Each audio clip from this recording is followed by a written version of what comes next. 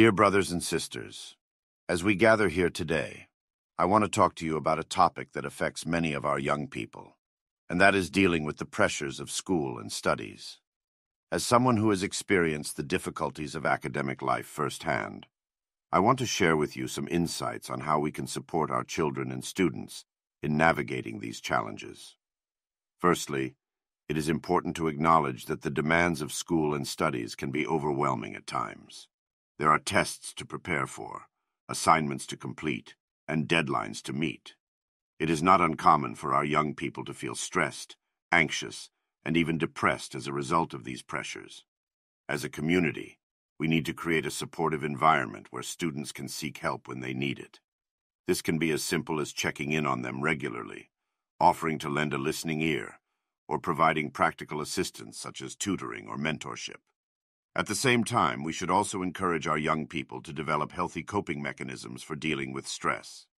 This may involve engaging in physical activities like sports or exercise, practicing mindfulness or meditation, or finding creative outlets for self-expression. Above all, we must remind our children and students that their worth and value do not depend on their academic achievements. While education is important, it is only one aspect of their lives, and it is essential that they prioritize their mental health and well-being above all else. While we must acknowledge the challenges of academic life, we must also recognize that the modern educational system is itself flawed and in need of reform. Many of our schools prioritize test scores and academic achievement over the holistic development of our young people. In many cases, our students are subjected to an education system that is more concerned with memorization and regurgitation of information than with critical thinking, creativity, and personal growth. This narrow focus can stifle curiosity, innovation, and a love of learning, leaving our students ill-equipped to navigate the complexities of the world around them. Furthermore, our schools can perpetuate systemic inequalities, with children from lower socioeconomic backgrounds often having less access to quality education and fewer opportunities to succeed. This can exacerbate existing social and economic disparities and limit the potential of our young people.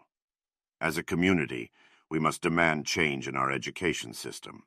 We must advocate for a more holistic approach to education that emphasizes the development of critical thinking skills, creativity, and empathy. We must also fight for greater access to quality education for all our children, regardless of their socioeconomic status. Above all, we must recognize that education is not just about academic achievement, but about empowering our young people to be compassionate, curious, and engaged citizens who can contribute positively to their communities and the world around them. Let us commit ourselves to this noble pursuit and work together to create an education system that truly serves the needs of all our young people. Let us pray for all the students who are struggling with the pressures of school and studies. May they find the strength and support they need to overcome their challenges, and may we as a community continue to uplift and encourage them in their journey. Thank you.